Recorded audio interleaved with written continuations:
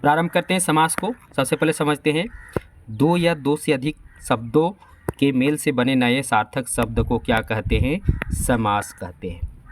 वाक्य की परिभाषा से भी आप परिचित होंगे। दो या दो से अधिक शब्दों के सार्थक मेल को क्या कहते हैं? वाक्य कहते हैं। लेकिन यहाँ दो या दो से अधिक शब्दों के मिलने से एक नया सार्थक शब्द ही बनता है, यानी बहुत सारे शब्दों के मिलने से पुनः एक नया शब्द ही बनता है। वह क्या कहलाता है? समास कहलाता है। एक चीज़ और आपको याद रखना है समास में कि शब्दों के मेल से नया सार्थक शब्द जो बनता है और जो पहले शब्द थे उनके अर्थ में कोई परिवर्तन नहीं होनी चाहिए। यानी जो पहले शब्द था उसका जो अर्थ निकल रहा था, उदाहरण लेते हैं जैसे रथ चालक। क्या लिए? रथ चालक। ये मेरा समासिक शब्द है। इसका पहले अर्थ था रथ को चलाने वाला, रथ को चलाने वाला। अब रथ को चलाने वाला के लिए एक नया शब्द, छोटा शब्द बन गया यहाँ एक पद, दो पद, तीन पद, चार पद, यानी चार शब्द के मिलने से एक नया शब्द बना रथ चालक। अब इसका अर्थ और इसका अर्थ में कोई परिवर्तन नहीं होना चाहिए। अगर परिवर्तन होता है तो फिर ये सार्थक नहीं है, यानी ये समासिक शब्द नहीं। यानी दोनों में परिवर्तन, अर्थ में कोई परिवर्तन नहीं होना चाहिए। यानी जो शब्द है जब उसका विस्तार है, विस्तार में जो उसका अर्थ है समासिक शब्द बनने के बाद ही वही अर्थ होना चाहिए। समझ गए? तो समास किसे कहते हैं? जब दो या दो से अधिक शब्दों के मिलने से एक नया सार्थक शब्द ही बनता है, उसी को क्या कहते हैं? समास कहते हैं। यहाँ देखिए कुछ पॉइंट हम लिए हैं जो समास के लिए महत्वपूर्ण है। सभी पॉइंट महत्वपूर्ण है। पहला, समास का अर्थ होता है छोटा या संक्षिप्तीकरण। समास का शाब्दिक अर्थ क्या होता है? छोटा या संक्षिप्तीकरण। कम से कम शब्दों में अधिक से अधिक सब अर्थ प्रकट करना। यहाँ थोड़ा सा यहाँ अर्थ होगा, क्या होगा? यहाँ अर्थ पढ़ेंगे इसको। कम से कम शब्दों में अधिक से अधिक अर्थ प्रकट करना ही क्या कहलाता है? समास कहलाता है। समासिक शब्द यहाँ सा होगा, थोड़ा सा छूट गया है। मेरे विद्यार्थियों का हम नोट्स बनवा रहे थे तो हो सकता है वो लिखने के समय कुछ छोड़ दिए हैं, तो उससे अब त्रुटि को देखते जाएंगे। समासिक नियमों से बने नए सार्थक शब्द को ही क्या कहते हैं? समासिक शब्द कहते हैं। और एक प्रकार से समासिक शब्द और समास में कोई अंतर नहीं होता है। समास और समासिक शब्द एक ही होता है। समासिक शब्द किसे कहते हैं? तो समासिक नियमों से, समास के नियमों से बने नए सार्थक शब्द को क्या कहते हैं? सामासिक शब्द कहते हैं। और समासिक शब्द और समास क्या होते हैं? एक ही होते हैं। अब आगे बढ़ते हैं। समास समझ गए, यानी शब्दों के मिलने से, याद रखिएगा, शब्दों के मिलने से एक पुनः एक नया शब्द ही बनता है। शब्दों के मेल से क्या बनता है? जब इसका मेल होता है, बहुत सारे शब्द जब मिलते हैं आपस में, फिर एक नया शब्द का निर्माण होता है। वही शब्द क्या कहलाता है? समास कहलाता है। लेकिन अर्थ में कोई परिवर्तन नहीं होनी चाहिए। अब समास के अंग। समास के दो अंग होते हैं। कितने अंग होते हैं? समास के दो अंग होते हैं, पूर्व पद, उत्तर पद। पूर्व पद को क्या कहते हैं? प्रथम पद कहते हैं। क्या कहते हैं? पूर्व पद को ही प्रथम पद कहते हैं और उत्तर पद को अंतिम पद कहते हैं। क्या कहते हैं? उत्तर पद को अंतिम पद और पूर्व पद को प्रथम पद कहते हैं। इसे हम आगे पूरा डिटेल्स आपको समझाएंगे, क्लास में बने रहिए। तो समास के कितने अंग होते हैं? तो दो अंग याद रखना, पूर्व पद और उत्तर पद। अब यहाँ पद ले रहे हैं, इसे भी आप समझ लीजिए, पद और शब्द, कंफ्यूजन हो सकता है आपको। पद और शब्द, इसे भी जान लेंगे। पद क्या होता है, शब्द क्या होता है, दोनों में क्या अंतर है, दोनों में क्या समानता है। देखिए, पद और शब्द, जब शब्दों का प्रयोग कहीं नहीं होता है, यानी आपस में कहीं उसका प्रयोग नहीं होता है, यानी वाक्य में या काव्य की पंक्तियों में जब तक उसका प्रयोग नहीं होता है तब तक वो शब्द है। जब काव्य की पंक्तियों में या वाक्य में उसका प्रयोग हो जाता है तो वहाँ पर वो पद कहलाता है। क्या कहलाता है? पद कहलाता है। तो समास के दो अंग होते हैं, पूर्व पद और उत्तर पद। पूर्व पद को प्रथम पद या प्रथम शब्द भी कह सकते हैं और उत्तर पद को क्या कह सकते हैं? अंतिम शब्द या अंतिम पद भी कह सकते हैं। अब समास विग्रह देखें। समास का विस्तार करना या समासिक शब्दों का अर्थ प्रकट करना ही क्या कहलाता है? समास विग्रह कहलाता है। देखिए, बहुत ही बेहतरीन तरीके से लाए हैं, समझाने का आपको प्रयास किए। समास के विस्तार में थोड़ा सा यहाँ अधस्सा होगा, है ना। समास का विस्तार करना या समासिक शब्दों, सब जगह छूटा हुआ से सामासिक पढ़िएगा। समासिक शब्दों का अर्थ प्रकट करना क्या कहलाता है? समास विग्रह कहलाता है। एक प्रकार से समझ लिए, जो समासिक शब्द है यानी जो समास है उसके अर्थ को हम जानेंगे, उसका विग्रह करना मतलब उसके अर्थ को जानना या उसका विस्तार करना। क्या करना? विस्तार करना। नीचे देखिए आपको पूरा समझ में आ जाएगा, नीचे उसका हम बताने का भी प्रयास किए हैं। देखिए यहाँ इसे आप समझ जाइएगा, पूर्व पद क्या होता है, उत्तर पद क्या होता है, समास विग्रह भी क्या होता है। उदाहरण लिए देखिएगा, रसोई घर, यहाँ एक ही में है रसोई घर, इसमें पूरा रहेगा, शिरोरेखा सब में है रसोई घर। तो रसोई घर में देखो, रसोई जो है पहला पद है, इसी को पूर्व पद कहते हैं, और घर जो है अंतिम पद, इसी को क्या कहते हैं? उत्तर पद कहते हैं। समझ में आ गया? पूर्व पद किसे कहते हैं, उत्तर पद किसे कहते हैं। अब देखिए इसका विग्रह कैसे किए, रसोई के लिए घर, रसोई के लिए घर, किसके लिए घर? तो रसोई के लिए घर, ये पूरा इसका विग्रह है, इसका विस्तार है, इसका विस्तार यानी रसोई घर का विस्तार है, यानी रसोई घर का हम अर्थ प्रकट किए, रसोई के लिए घर। ये तत्पुरुष समास का उदाहरण है। एक और लेते हैं, यथाशक्ति, सब में आपका शिरोरेखा जुड़ा हुआ है। यथाशक्ति, यथा मेरा क्या है? तो पूर्व पद है, शक्ति मेरा क्या है? उत्तर पद है। अब इसका विग्रह किए तो इसका विग्रह किए, इसका विस्तार किए, क्या पता चला? शक्ति के अनुसार। लोह पुरुष, लोह पुरुष, लोह पुरुष को यहाँ देखिए इसका विग्रह किया तो लोहे के समान पुरुष। दिन रात, दिन मेरा क्या है? पूर्व पद है, रात मेरा क्या है? उत्तर पद है।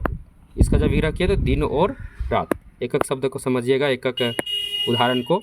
त्रिभुज, त्रिभुज में देखिए त्रि जो है पूर्व पद है, अब भुज जो है मेरा उत्तर पद यानी भुजा उत्तर पद है। अब इसका विग्रह किया, इसका विस्तार किया, इसका अर्थ प्रकट करना चाहते, क्या हुआ? तीन भुजाओं का समूह। वीणा पानी, ये थोड़ा सा ये भी मिस्टेक है, वीणा पानी, वीणा पानी, वीणा मेरा पूर्व पद, पानी मेरा उत्तर पद। वीणा है पानी में जिसके, इसका क्या हो गया विग्रह? वीणा है पानी में जिसके। मुझे उम्मीद है कि विग्रह आप समझ गए, विग्रह किसे कहते हैं, पूर्व पद किसे कहते हैं और उत्तर पद किसे कहते हैं। यानी पहले आने वाले पद को उत्तर पद, बाद वाले को पहले आने वाले पद को पूर्व पद और बाद में आने वाले पद को उत्तर पद। रसोई के लिए घर, इसका क्या हो गया? विग्रह हो गया। इसमें पूर्व पद उत्तर पद, पूर्व पद उत्तर पद, पूर्व पद उत्तर पद, पूर्व पद उत्तर पद। समझ गए? पूर्व पद किसे कहते हैं, उत्तर पद किसे कहते हैं, विग्रह क्या होता है समझ गए। इसके अर्थ को प्रकट करना, और समास में सबसे मुख्य काम होता है, सबसे चुनौतीपूर्ण काम होता है विग्रह करना।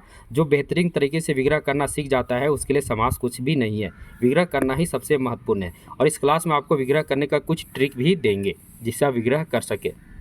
अब यहाँ समास के प्रकार, सबसे पहले हम आपको बता दें कि प्रारंभ में समास के 4 प्रकार माने गए थे। तत्पुरुष समास, अव्ययीभाव समास, द्वंद्व समास और बहुव्रीहि समास। ये 4 प्रकार प्रारंभ में थे। तत्पुरुष का पूर्व पद प्रधान था, अव्ययीभाव का तत्पुरुष का उत्तर पद प्रधान था, अव्ययीभाव का पूर्व पद प्रधान था, द्वंद्व का दोनों पद प्रधान था और बहुव्रीहि का कोई पद प्रधान नहीं था। ये प्रारंभ में देखिए सभी में पद की प्रधानता। यहाँ से भी प्रश्न आता है कि समास का कोई भी पद प्रधान नहीं होता है तो बहुव्रीहि समास का, तो बहुव्रीहि समास का कोई भी नहीं। द्वंद्व का दोनों, अव्ययीभाव का पूर्व यानी पहला पद और तत्पुरुष का उत्तर यानी अंतिम पद। अब यहाँ दोनों बच गए, ये दोनों कर्मधारय और द्विगु। इसको हम कैसे जानेंगे? याद रखना, कर्मधारय और द्विगु जो है ये दोनों हैं, ये एक प्रकार से तत्पुरुष समास के दोनों क्या है? भाई है। क्या हैं? भाई है, या फिर इन्हीं से दोनों निकले। द्विगु जो है, कर्मधारय द्विगु किससे निकला हुआ है? तो तत्पुरुष से निकला हुआ है। ये दोनों भाई हैं, दोनों बोले कि हम भी अपना अलग अस्तित्व रखते हैं, हम आपसे अलग होना चाहते हैं, तो इसी से निकले हैं ना। तो इसी से निकले तो इसका भी उत्तर पद प्रधान होता है और इसका भी उत्तर पद प्रधान होता है। 4 याद रखना है मुख्य रूप से, तत्पुरुष का उत्तर पद, एक करके तत्पुरुष का उत्तर पद, अव्ययीभाव समास का पूर्व पद, द्वंद्व का दोनों और बहुव्रीहि का कोई नहीं यानी अन्य पद। अब यहाँ बच गया 2, तो तत्पुरुष से ही दोनों निकले हैं, कर्मधारय और द्विगु, तो इसका उत्तर है तो इसी से तो निकले हैं। इसका मतलब ऐसा थोड़ी ब्लड तो सबका एक ही रहता है, तो कुल मिलाकर इससे निकले हैं तो गुण तो वही रहेगा ना, तो ये भी सेम हो जाएगा, इसका भी उत्तर, इसका भी उत्तर। तो मुख्य रूप से तत्पुरुष याद रखिए, अव्ययीभाव समास याद रखिए, द्वंद्व समास याद रखिए और बहुव्रीहि समास याद रखिए। ये चारों याद रखिएगा, उसके बाद 2 अपने आप आ जाएगा क्योंकि दोनों तत्पुरुष से ही जुड़े हुए हैं, कर्मधारय और द्विगु। तो समास के कुल कितने प्रकार हो गए? समास के कुल 6 प्रकार हो गए। तत्पुरुष समास,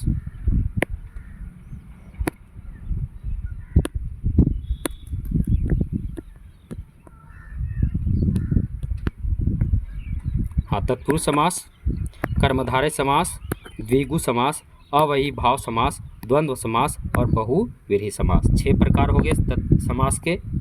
इसमें महत्वपूर्ण जो था आपका याद रखिएगा, ये जो प्रधानता रहती है ये परीक्षा में पूछेगा।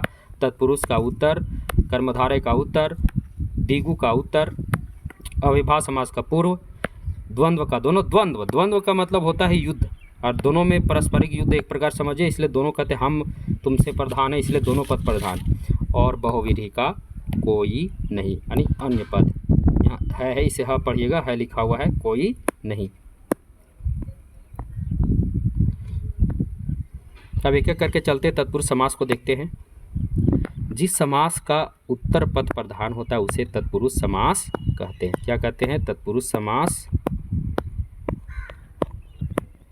कहते हैं। जिस समास का कौन सा पद प्रधान होता है? उत्तर पद प्रधान होता है। तत्पुरुष समास में कारक विभक्ति का लोप होता है। यहाँ प पढ़िएगा, लोप होता है। कारक विभक्ति का क्या होता है? तो तत्पुरुष समास में कारक विभक्ति का लोप होता है। तत्पुरुष समास का विग्रह करने पर कारक विभक्ति पुनः जुड़ जाता है। जब तत्पुरुष समास जिस समय समास है उस समय लोप रहेगा, छिपा हुआ रहेगा कारक विभक्ति, और जैसे ही तत्पुरुष समास का हम विग्रह करेंगे पुनः कारक विभक्ति क्या हो जाएगा? उसके साथ जुड़ जाएगा। अब तत्पुरुष समास के 6 प्रकार होते हैं। कितने प्रकार होते हैं? 6 प्रकार। कर्म, करण, संप्रदान, अपादान, संबंध, अधिकरण। आप लोग कारक विभक्ति तो जानते ही 8 प्रकार होते हैं, उसमें से ऊपर ला पहला छोड़ दो और नीचे वाला अंतिम छोड़ दो, और नीचे वाला छोड़ दो और ऊपर वाला छोड़ दो। बाकी बीच में जो 6 बचे वे सभी तत्पुरुष समास के अलग अलग प्रकार हैं। अब एक एक करके सभी को देखते हैं। सबसे पहले कर्म तत्पुरुष समास। कर्म तत्पुरुष समास में को विभक्ति का लोप होता है तथा विग्रह करने पर को विभक्ति पूर्व पद और उत्तर पद के बीच में जुड़ जाता है। यानी तत्पुरुष कर्म तत्पुरुष समास में को विभक्ति जब तक समास है उस समय को विभक्ति उसमें छिप जाएगा, और जब उसका विग्रह करेंगे, उसका विस्तार करेंगे, उसका अर्थ प्रकट करेंगे तो पूर्व पद और उत्तर पद, पूर्व पद उत्तर पद समझा देते आपको, उसके बीच में क्या जुड़ जाएगा? उसके बीच में कारक विभक्ति जुड़ जाएगा। कर्म तत्पुरुष समास का कर्म का जो होता है, कर्म में क्या होता है? कर्ता ने कर्म को विभक्ति होता है ना, कर्म में क्या होता है? कर्म को विभक्ति, तो वो विभक्ति क्या हो जाता है? जुड़ जाता है। जैसे देखिए रथ चालक, क्या है? रथ चालक, ये पूरा एक ही में है। रथ चालक, रथ चालक में क्या है? ये पूर्व पद है और चालक क्या? उत्तर पद है। जब इसका विग्रह किए रथ को चलाने वाला, देखिए बीच में क्या जुड़ गया? को विभक्ति जुड़ गया। और बहुत सारे उदाहरण है, सभी को देखते हैं। स्वर्ग प्राप्त एक ही में है, थोड़ा सा लिखने में विद्यार्थी लिखने में आगे पीछे कर दिया है। स्वर्ग प्राप्त, स्वर्ग को प्राप्त करने वाला, देखिए बीच में को लग गया। चिड़ी मार, चिड़िया को मारने वाला, बीच में को विभक्ति जुड़ा है। जब इसका समासिक शब्द में को विभक्ति का लोप है, छुप गया है, और विग्रह किए तो आ गया है। जेब कतरा होगा, कतरा, यहाँ पर कतरा पढ़िएगा, बहुत गलतियाँ हुई है। तो जेब कतरा, जेब कतरा का क्या होगा? जेब को कतरने वाला या काटने वाला। गगन चुम्मी, गगन को चुमने वाला। तो बीच में को आ रहा है ना, ये क्या है? तो कर्म तत्पुरुष समास के उदाहरण है। आगे देखिए करण तत्पुरुष समास। जिस समास में से या के द्वारा, कर्ता ने कर्म को करण से या के द्वारा, इसमें आता है ना से या के द्वारा, से या के द्वारा, ये किस में आता है? तो करण में आता है। तो इसमें देखना है करण तत्पुरुष समास में के विभक्ति का से या के द्वारा विभक्ति का लोप रहेगा, और जब उसका विग्रह करेंगे तो क्या हो जाएगा? पुनः पूर्व पद और उत्तर पद के बीच से या के द्वारा जुड़ जाएगा। जैसे उदाहरण देखिए, रस भरा, रस से भरा, क्या से भरा?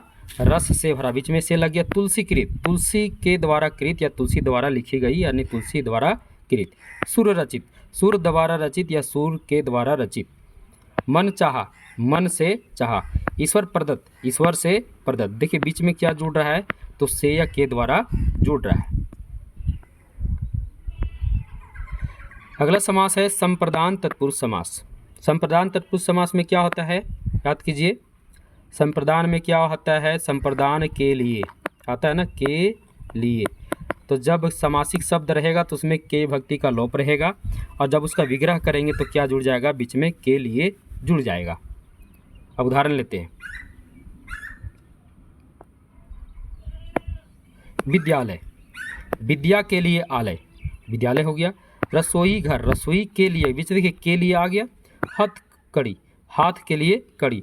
यज्ञशाला, यज्ञ के लिए शाला। राह खर्च, राह के लिए खर्च। देखिए बीच में क्या जुड़ रहा है, के लिए जुड़ रहा है। तो जहाँ भी विग्रह करने पर बीच में के लिए आ जाता है तो वह कौन सा समास हो जाएगा, वह आपका संप्रदान तत्पुरुष समास हो जाएगा। आगे बढ़ते हैं। अपादान तत्पुरुष समास। अब अपादान तत्पुरुष समास में भी से आता है, परंतु ये अलगाव का बोध इसमें होता है। अलगाव मतलब बिछुड़ना, क्या होता है, बिछुड़ना। इसमें भी से रहेगा परंतु अलगाव का बोध होगा। अब जैसे उदाहरण लेते हैं, पाप मुक्त, पाप से मुक्त। यहाँ देखिए अलगाव हो रहा है, यानी पाप से वो मुक्त हो रहा है, उससे दूर जा रहा है। पथ भ्रष्ट, पथ से भ्रष्ट, पथ से भ्रष्ट हो रहा है, मतलब वो दूर से जा रहा है। रन विमुख, रन से विमुख हो रहा है, यानी रन से भाग रहा है। तो ये सभी क्या है, से बीच में जहाँ लगा रहेगा, अगर अलगाव होने का बोध हो तो वहाँ कौन समास, तो वहाँ पर अपदान तत्पुरुष समास। और कुछ है, दुरागत, दूर से आगत। नेत्रहीन, नेत्र से हीन, नेत्रहीन। देखिए बीच में से लगा हुआ है, इसी से समझना है। फिर है संबंध तत्पुरुष समास। संबंध में क्या होता है, का के की आता है, का के की आता है ना, का के की, को नहीं, को चला जाएगा आपका कर्म को, लेकिन का के की याद रखना है। जैसे उदाहरण लीजिए, राजपुत्र, राजा का पुत्र। सेनापति, सेना का पति। बीच में देखिए क्या आ रहा है, राज दरबार, राजा का दरबार। पराधीन, परा के अधीन, यहाँ के आएगा, परा के अधीन, पराधीन, परा के अधीन। यहाँ अधीन छूट गया, छूट गया। पराधीन, परा के अधीन, नहीं सॉरी, यहाँ पर के अधीन। पराधीन मतलब पर के अधीन, पर होगा ना, पर मतलब दूसरे के अधीन, पर के अधीन। यहाँ पर छूटा हुआ है, पर के अधीन, पराधीन। अब आगे बढ़ते हैं। अधिकरण तत्पुरुष समास। इसमें क्या आता है, में पर। अधिकरण में पर होता है ना, तो में पर जिस समय समासिक शब्द रहेगा, में पर विभक्ति छिपा रहेगा, लोप रहेगा, और जब इसका विग्रह करेंगे तो दोनों जुड़ जाएगा, या तो में जुड़ेगा या तो पर जुड़ेगा। जैसे उदाहरण देखिए, समझिए। गिरह प्रवेश, गिरह में प्रवेश। आप बीती, आप पर बीती। हर फन मोला, हर फर में मोला। दानवीर, इधर से होगा दीर्घई से, दानवीर, दान में वीर। पुरुषोत्तम, पुरुषों में उत्तम। देखिए हम में या पर, में या पर आ रहा है इसमें, तो ये सभी क्या है, तो ये सभी आपका कर्ता ने कर्म को करण से, तो अधिकरण आ गया ना, अधिकरण में पर, यानी कर्ता। आप कारक भक्ति आपको याद है तो ऊपर लाइक छोड़ दीजिए और नीचे वाला लाइक छोड़ दीजिए। बीच में जो आपका बच गया वो सभी भक्तियाँ क्या होती है, तत्पुरुष समास के अलग अलग प्रकार हैं।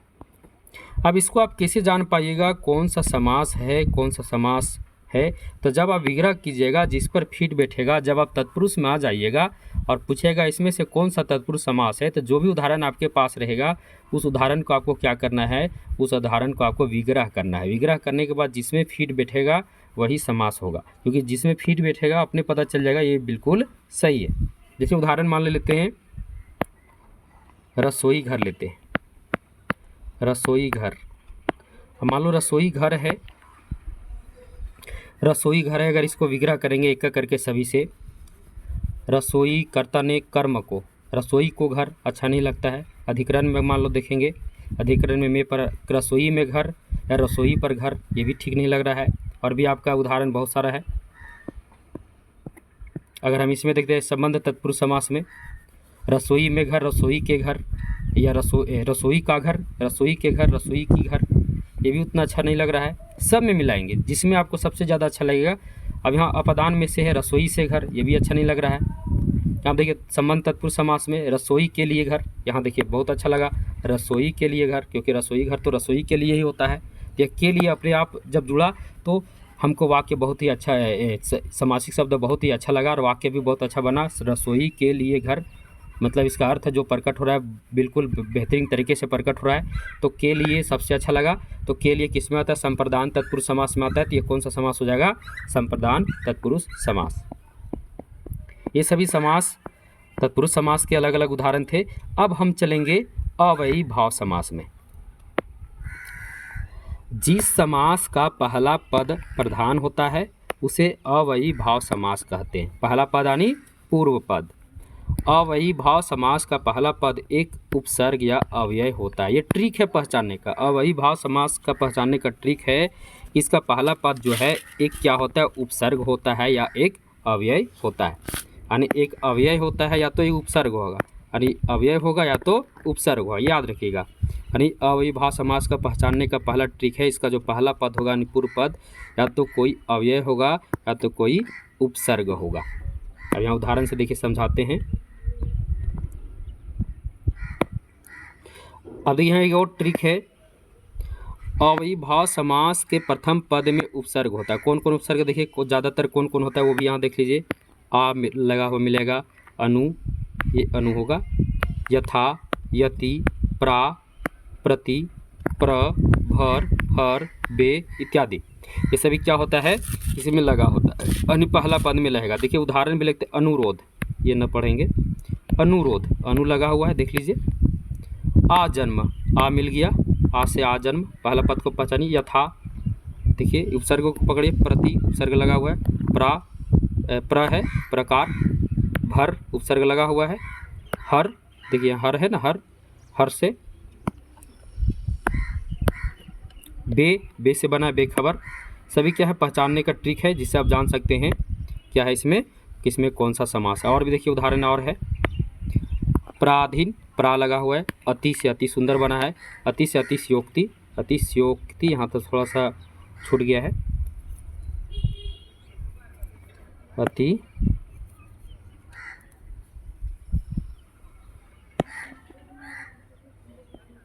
यहाँ अतिशयोक्ति होगा ना, ये नहीं होगा, अतिशयोक्ति। तो ये सभी क्या है? देखिए पहला पद, इसमें पहचान का ट्रिक क्या है? तो अव्ययी भाव समास का ट्रिक है, इसका जो पहला पद है यानी पूर्व पद है, इसमें क्या होता है? इसमें पूर्व पद में क्या लगा रहता है? या तो उपसर्ग या तो अव्यय, यानी उपसर्ग लगा मिलेगा। ये सब आपको जहाँ मिलेगा आ, अनु, यथा, यति, प्रा, प्रति, प्र, भर, हर, बे, ये सभी जहाँ आपको लगा मिलेगा समझ लीजिएगा कौन सा समास है। तो समझ लीजिएगा उसमें अव्ययी भाव समास है। पहचानने का ट्रिक तो आपको बता ही दिए। इसके अलावा देखिए जब एक ही शब्द, बहुत हम जो ये लिखे हैं बहुत जगह मिस्टेक है जिसे आप सुधार कर चलेंगे। एक ही शब्द योजक चिन्ह द्वारा एक दूसरे से जुड़े हो तो वे अव्ययी भाव समास होते हैं। जैसे एक ही शब्द मिलेगा और बीच में क्या लगा रहेगा? योजक चिन्ह। एक ही शब्द, पहचानने का ट्रिक है, एक ही शब्द रहेगा और बीच में योजक चिन्ह रहेगा। जैसे गांव, गांव, इसका विग्रह होता है गांव के बाद गांव, दिन, दिन, दिन के बाद दिन, या दिनों दिन। देखिए एक ही शब्द लगातार है, एक ही शब्द लगातार है ना, तो एक ही शब्द आपको जहाँ लगातार मिलेगा, गांव, गांव, दिन, दिन, तो जहाँ भी एक ही शब्द लगातार मिलेगा वहाँ कौन सा समास? वहाँ पर भी अव्ययी भाव समास ही होता है। और सबसे प्रसिद्ध है दिनों दिन, बहुत बार परीक्षा में पूछता है दिनों दिन कौन समास है? तो दिनों दिन या फिर रातों रात, दिनों दिन या रातों रात, ये भी क्या है? ये भी अव्ययी भाव समास के ही उदाहरण है। अब चलते द्वंद्व समास की ओर। जिस समास में दोनों पद प्रधान होते हैं उसे द्वंद्व समास कहते हैं। जिस समास में क्या होते हैं? दोनों पद प्रधान होते हैं, उसे क्या कहते हैं? उसे द्वंद्व समास कहते हैं। द्वंद्व समास में दो विपरीतार्थक शब्द योजक चिन्ह द्वारा एक दूसरे से जुड़े होते हैं। यहाँ छूट गया, चिन्ह द्वारा एक दूसरे से क्या होते हैं? जुड़े होते हैं। जैसे उदाहरण दे रहे हैं, उदाहरण से पहले समझ लीजिए, पहले उदाहरण दे लेते हैं ना। जैसे यहाँ देखिए, इसमें क्या होता है? दो विपरीतार्थक शब्द क्या होते हैं? योजक चिन्ह द्वारा बीच में क्या होते हैं? जुड़े होते हैं। योजक चिन्ह, जैसे दिन रात, अलग अलग, दोनों विपरीत एक दूसरे का है, बीच में क्या लगा हुआ? योजक चिन्ह। पाप पुण्य, घर द्वार, देखिए दोनों एक दूसरे क्या है? विपरीत है, बीच में क्या लगा हुआ? योजक चिन्ह। तो आपको पहचानना क्या है? जहाँ पर भी दो अलग अलग शब्द, जैसे माता पिता, दो विपरीतार्थक है ना, माता पिता, माता का उल्टा क्या होता है? पिता। दोनों के बीच क्या लगा हुआ है, योजक चिन्ह। जहाँ इस तरह आपको मिलेगा दो विपरीत शब्द के बीच में, समझ लीजिएगा वहाँ कौन समास है, वहाँ पर द्वंद्व समास है। अब जब इसका विग्रह करते, विग्रह करने के बाद योजक चिन्ह हट जाता है। जो योजक चिन्ह बीच में लगा हुआ ना, माता पिता, के लिए माता पिता, बीच में क्या है, योजक चिन्ह है। जब इसका विग्रह करेंगे तो ये योजक चिन्ह क्या हो जाएगा, तो ये योजक चिन्ह हट जाएगा और बीच में क्या लग जाएगा, और या अथवा लग जाएगा। तो माता पिता का क्या होगा, माता और पिता, बीच में और लग जाएगा, योजक चिन्ह हट गया। इसका विग्रह ही ट्रिक है। हार जीत है, हार जीत, हार या जीत, हार या जीत, बीच में या लग गया, योजक चिन्ह हट गया। तो जहाँ आपको दो विपरीतार्थक शब्द योजक चिन्ह द्वारा बीच में जुड़े मिलेंगे, समझ लीजिएगा वहाँ कौन समास है, तो वहाँ पर द्वंद्व समास है। द्वंद्व समास का क्या नियम है, तो उसका दोनों पद प्रधान होते हैं। दोनों पद क्या होते हैं, प्रधान होते हैं। द्वंद्व समास में दोनों पद क्या होते हैं, तो प्रधान होते हैं। आगे चलते हैं। बहुव्रीहि समास, जिस समास में अन्य पद की प्रधानता होती है, अर्थात जिस समास का कोई भी पद प्रधान नहीं होता है, उसे बहुव्रीहि समास कहते हैं। यानी जिस समास में कोई भी पद प्रधान नहीं होता, यानी अन्य पद की प्रधानता होती है, उसे बहुव्रीहि समास कहते हैं। बहुव्रीहि समास में दोनों पदों को मिलने से किसी तीसरे विशेष शब्द का अर्थ प्रकट होता है। यानी इसमें एक प्रकार समझिए, दो आदमी आपस में जब लड़ता है तो तीसरे को फायदा होता है। उसी प्रकार दोनों शब्द आपस में लड़ेंगे, फिर तीसरा नया शब्द निकल कर आएगा। यानी किसी तीसरा अन्य शब्द जिसकी चर्चा नहीं है, जब दोनों शब्दों को आपस में टकराएंगे तो दोनों को टकराने से किसी तीसरे शब्द की पता चलेगा, और वही क्या होता है, इस समास में उसी का विशेष स्थान होता है। अब यहाँ एक और ट्रिक है। बहुव्रीहि समास में आने वाले शब्द योगरूढ़ शब्द होते हैं। योगरूढ़ शब्द आप जानते हैं ना, रूढ़ शब्द, यौगिक शब्द और योगरूढ़ शब्द। रूढ़ शब्द किसे कहते हैं, रूढ़ शब्द जिसका टुकड़ा ना हो, जिसका मतलब जिसे हम तोड़ नहीं सकते, जो है वही रहेगा, उसको तोड़ने के बाद उसका कोई अर्थ नहीं निकलेगा। यौगिक शब्द किसे कहते हैं, यौगिक शब्द जिसमें दो या दो से अधिक शब्द मिलकर शब्द बना रहता है, जैसे विद्यालय, विद्या और आलय मिलकर बना विद्यालय, तो यौगिक शब्द। उसके बाद योगरूढ़ शब्द किसे कहते हैं, जब दो शब्द आपस में मिलते हैं, जब उसको हम जब तोड़ते हैं, जब उसका विग्रह करते हैं योगरूढ़ शब्द का, तो विग्रह करने के बाद किसी तीसरे शब्द का पता चलता है, उसे ही योगरूढ़ शब्द कहते हैं। तो इसमें वही है, जब दो शब्द आपस में, दोनों शब्द का आपस में विग्रह, जब विग्रह उसका करते हैं तो उसका विग्रह करने के बाद क्या होता है, किसी तीसरे शब्द का पता चलता है, वही क्या कहलाता है, तो वही आपका बहुव्रीहि समास कहलाता है। अब यहाँ देखिए उदाहरण भी लेंगे। विग्रह का तो नियम बता दिए। बहुव्रीहि समास का विग्रह करने पर पूर्व पद और उत्तर पद के साथ है जिसका, है जिसकी, है जिसके इत्यादि जुड़ जाता है। विग्रह का ट्रिक यही है। विग्रह का ट्रिक है बहुव्रीहि समास में, जब इसका विग्रह करेंगे तो पूर्व पद और उत्तर पद के साथ है जिसका, है जिसकी, है जिसके इत्यादि क्या हो जाएंगे, इत्यादि क्या हो जाएंगे, तो जुड़ जाएंगे। अब यहाँ उदाहरण से समझेंगे। लंबोदर, लंबा है उदर जिसका, है जिसका, इसको पकड़िए, है जिसका या जिसके, तो किसका उदर लंबा है, तो गणेश जी का। तो तीसरा नया शब्द क्या निकल के आया, लंबा और उदर दोनों का आपस में मिलने से तीसरा शब्द निकल के आया, गणेश। और उदाहरण लेते हैं। पंचमुख, पंचमुख, पांच है जो, पांच है मुख जिसके, देखिए है जिसके, इसको पकड़ना है जिसके, है जिसके लगा हुआ है, तो पांच मुख किसके, तो बजरंगबली के हैं। चंद्रशेखर, दो अलग अलग शब्द है। अब चंद्र है, शेखर जिसके, किसके शेखर पर चंद्र, शंकर जी। चक्र पानी, चक्र है पानी में जिसके, किसके, तो विष्णु के, अधसा होगा। वीणा पानी, वीणा है पानी में जिसके, तो किनका वीणा पानी में है, तो सरस्वती माता का है। देखिए दो शब्द आपस में, दोनों में जब ये सब मिलता है, अब शब्दों का विस्तार करते तो किसी तीसरे नए शब्द का पता चलता है, और वही क्या होता है, इस शब्द में विशेष उसी का स्थान होता है, उसे को ही बहुव्रीहि समास कहते हैं। तो समझ में आएगा। बहुव्रीहि समास का विग्रह करने में क्या लगेगा, तो शब्द में जुड़ जाएगा है जिसका, है जिसकी, है जिसके से लंबोदर, लंबा है उदर जिसके। दशानन, दस है आनंद जिससे, है जिसके आ गया, है जिसके, ये पकड़ना है, विग्रह में इसी तरह जुड़ेगा। दशानन, दस है आनंद जिसके। दस मुख, दस है मुख जिसके। अब चलते कर्मधारय समास की ओर। जिस समास का उत्तर पद प्रधान होता है, अभी तो ऊपर बता ही दिए थे, कर्मधारय और द्विगु बच गए हैं, और दोनों किसके भाई हैं, तो दोनों जो हैं तत्पुरुष समास के ही भाई हैं। तो जिस समास का उत्तर पद प्रधान होता है तथा पूर्व पद और उत्तर पद के बीच विशेषण विशेष्य, यहाँ विशेष्य होगा, विशेषण विशेष्य का संबंध रहता है, कर्मधारय समास उसे कहते हैं। उसे क्या कहते हैं, हम कर्मधारय समास कहते हैं।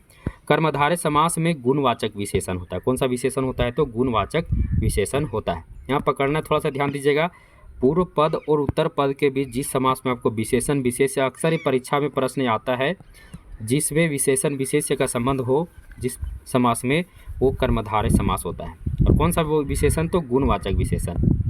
और भी बहुत कुछ है कर्मधारय में, क्योंकि यहाँ आपको सभी पॉइंट्स आप समझेंगे। कर्मधारय समास में पूर्व पद और उत्तर पद के बीच उपमान और उपमेय, यहाँ भी छूट गया थोड़ा सा, उपमान और उपमेय का संबंध होता है। कर्मधारय समास में पूर्व पद और उत्तर पद के बीच या तो विशेषण विशेष्य का संबंध होता है, या तो उपमान उपमेय का संबंध होता है। किसका होता है, उपमान या उपमेय का, उपमान या उपमेय का संबंध होता है। उपमान उपमेय आप जानते हैं, नहीं जानते नीचे आपको बता देंगे तुरंत।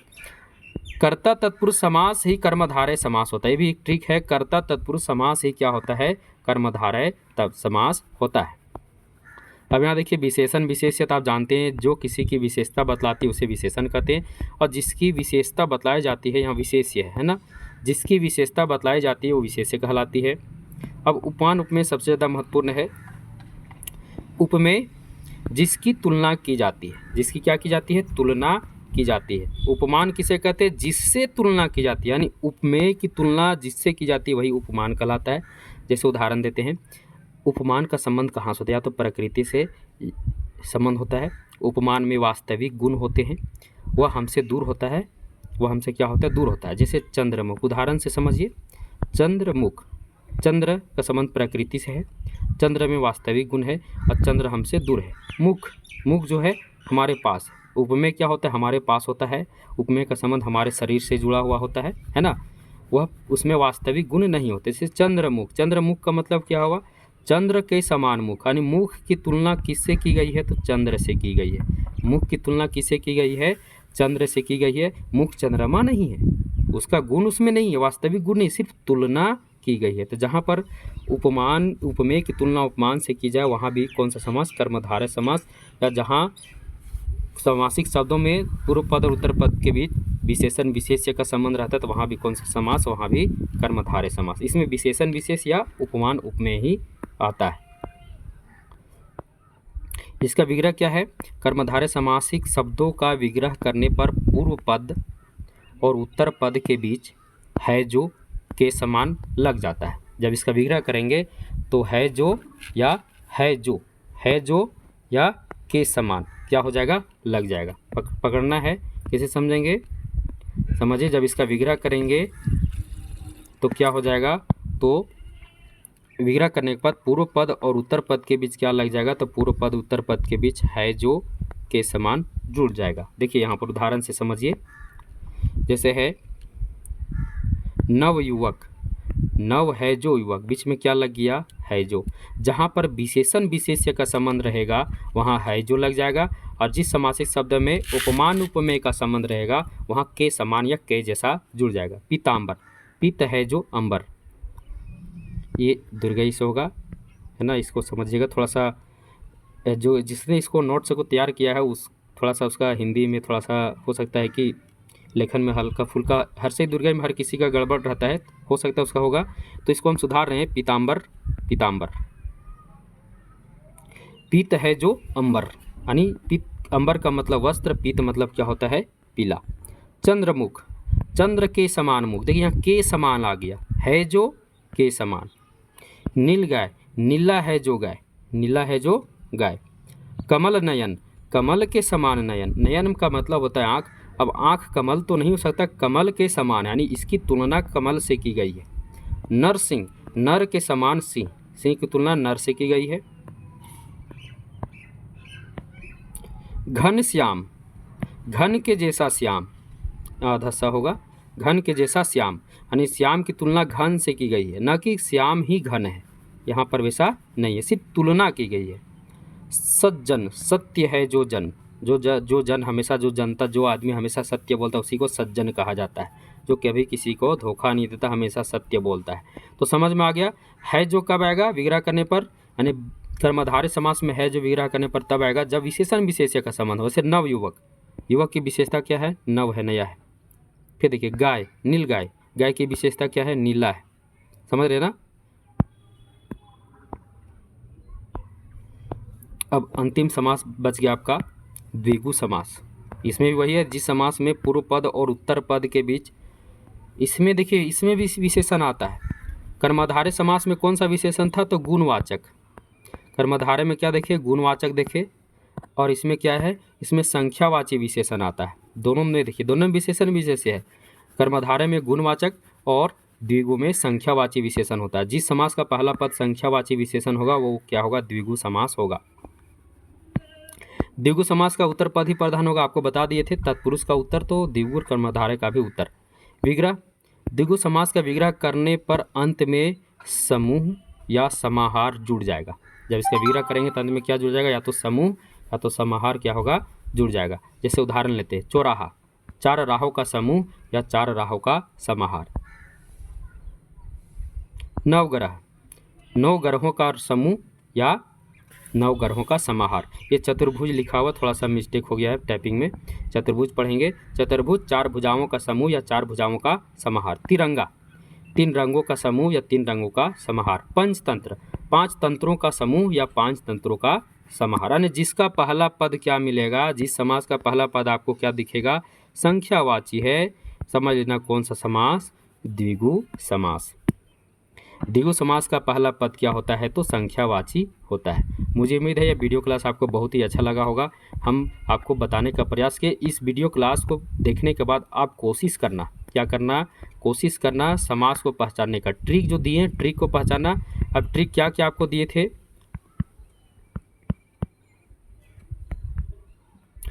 आपको हम ट्रिक दिए थे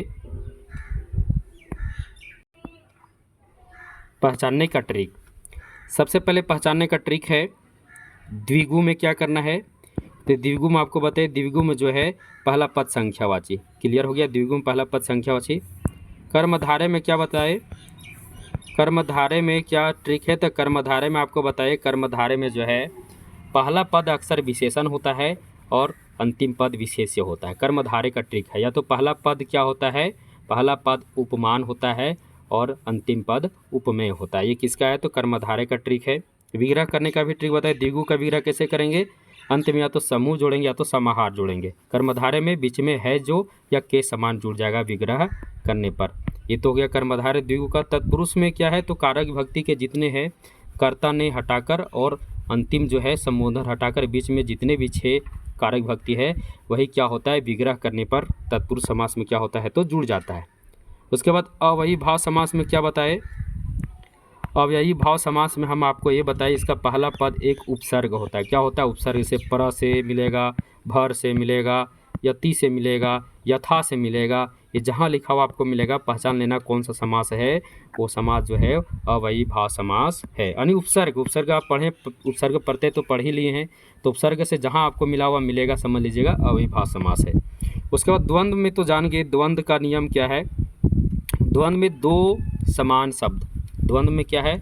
दो समान शब्द द्वंद्व में क्या होता है? दो विपरीतार्थक शब्द। विपरीतार्थक मतलब अलग अलग, यानी विलोम शब्द एक दूसरे से क्या होते हैं? योजक चिन्ह द्वारा जुड़े होते हैं। जैसे आपको बताए लड़का लड़की, तो लड़का लड़की, यहाँ देखिए दो विपरीत शब्द है, दोनों एक दूसरे का विलोम है, बीच में योजक चिन्ह जहाँ आपको मिलेगा समझ लेना कौन समास है। तो यहाँ पर द्वंद्व समास है। माता पिता, घर द्वार, है ना, अंदर बाहर, आकाश आकाश पाताल।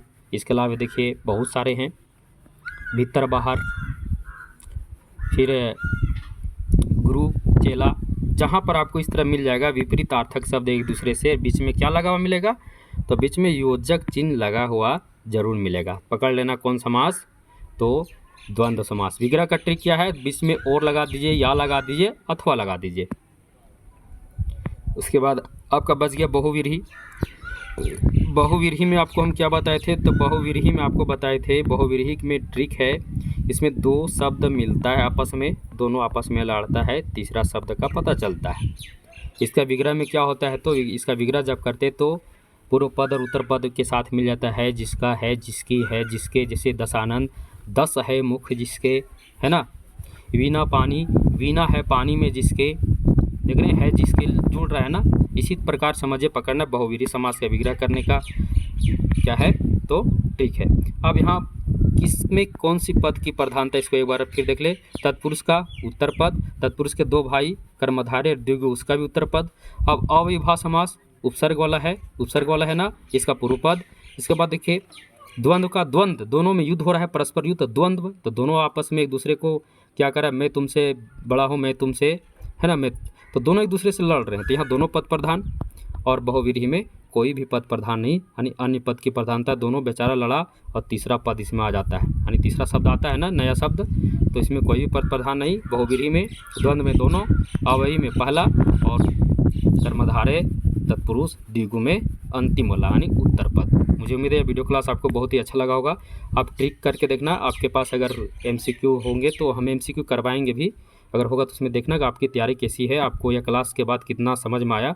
मुझे उम्मीद है कि आप देखते ही जवाब दे देंगे कि कौन सा समास है। बस विग्रह करने का जो ट्रिक हम आपको बताए, उस ट्रिक के आधार पर आप विग्रह करना, बिल्कुल आपको समझ में आ जाएगा, बिल्कुल आपको क्या हो जाएगा, समझ में आ जाएगा। यह क्लास आज इतना ही।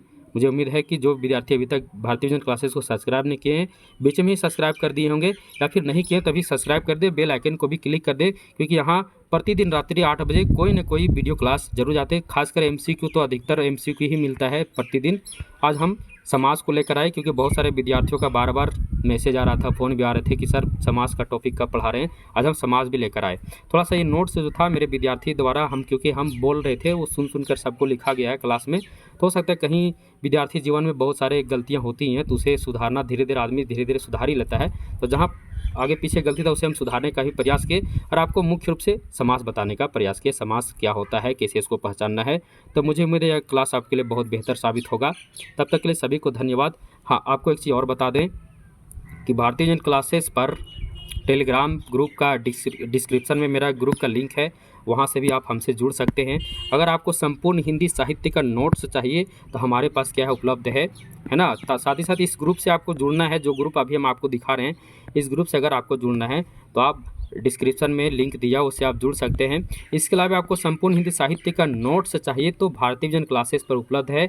देखिए, चाहे वो हिंदी साहित्य का भी CGL की तैयारी कर रहे हैं, झारखंड का कोई भी एग्जाम हो, अगर आपका पेपर 2 में हिंदी है तो उसका संपूर्ण नोट्स मेरे पास उपलब्ध है। इसके अलावा हिंदी साहित्य के इतिहास का भी संपूर्ण नोट्स हमारे पास उपलब्ध है। यहाँ भारत दुर्दशा, ध्रुव स्वामी, आधे अधूरे, राग दरबारी, मेला, आंचल, गोदान, इस सभी का संपूर्ण निचोड़ बेहतरीन तरीके से मेरे पास नोट्स है। सभी नोट्स आपको हस्तलिखित मिलेंगे। हिंदी साहित्य का संपूर्ण इतिहास का आपको क्या मिलेगा, तो नोट्स से मिलेगा। इसके अलावा व्याकरण के भी बहुत सारे नोट्स हैं, और तो और अन्य नोट्स में आपको देखिए तार सप्तक, कवि ट्रिक यानी आधुनिक काल के जितने भी कवि हैं, किस काल में कौन कवि हैं, द्विवेदी युग में कौन कौन कवि हैं, भारतेंदु युग में कौन कौन कवि हैं, तार सप्तक में प्रथम सप्तक में कौन कौन कवि आते हैं, सभी का ट्रिक भी आपको मिल जाएगा कवि ट्रिक में। और आप देखते बता दें कौन सा कवि कौन सी में है। तार सप्तक भी मिल जाएगा।